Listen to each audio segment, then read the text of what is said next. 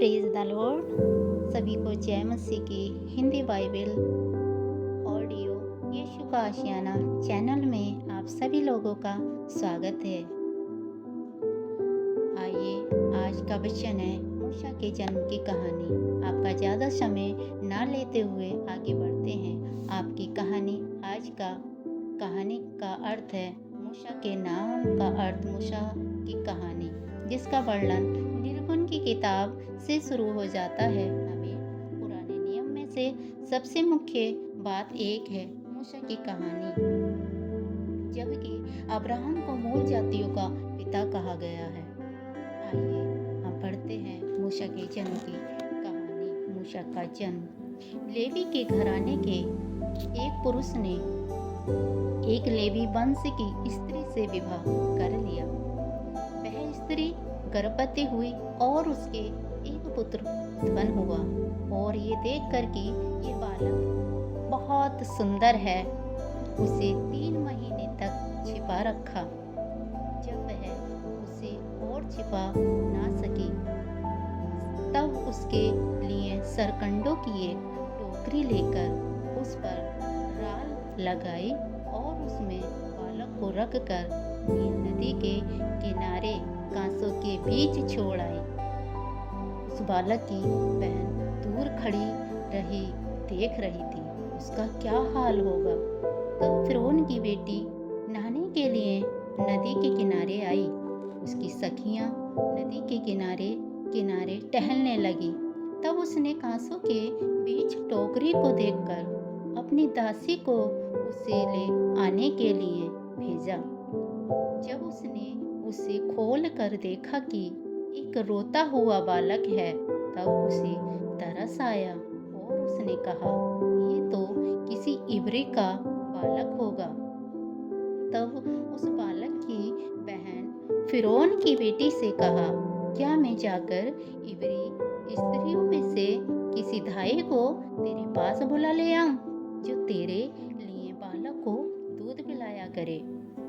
फिरौन की बेटी ने कहा, जा। तब लड़की जाकर बालक की माता को बुला ले आई। फिरौन की बेटी ने उससे कहा, तू इस बालक को ले जाकर मेरे लिए दूध पिलाया कर, और मैं तुझे मजदूरी दूंगी। तब वह स्त्री बालक को ले जाकर दूध पिलाने लगी।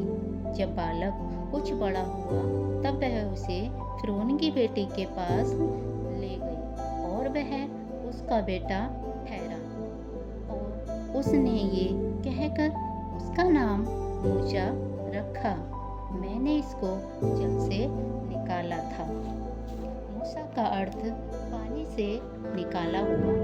मूसा फिरौन राजा के घर में पला बड़ा और उसकी बेटी के अधिकार में रहा। उसे हर प्रकार की शिक्षा दी गई। बड़ा होकर मूसा बहुत ही बुद्धिमान और मशहूर इंसान बना। वह जानता था कि मूसा की असली माँ बाप मिस्री नहीं है, बल्कि इजरायली हैं जो गुलाम हैं।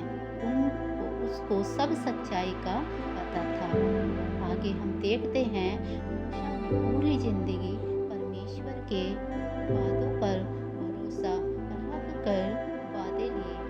जब वह मिस्र देश में था, उसके पास हर किस्म की सहूलियत थी, सुख सुविधा थी, और ऐसो आराम से जिंदगी जीने का एक सुनहरा एक अच्छा मौका भी था।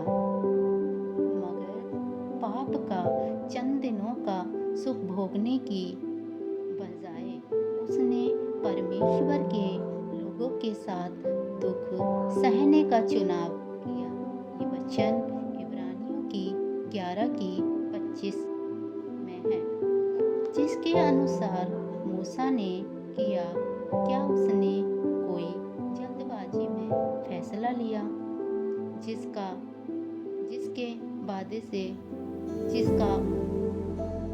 बाद में उसे पछतावा हुआ? नहीं, क्योंकि बाइबल कहती है मूसा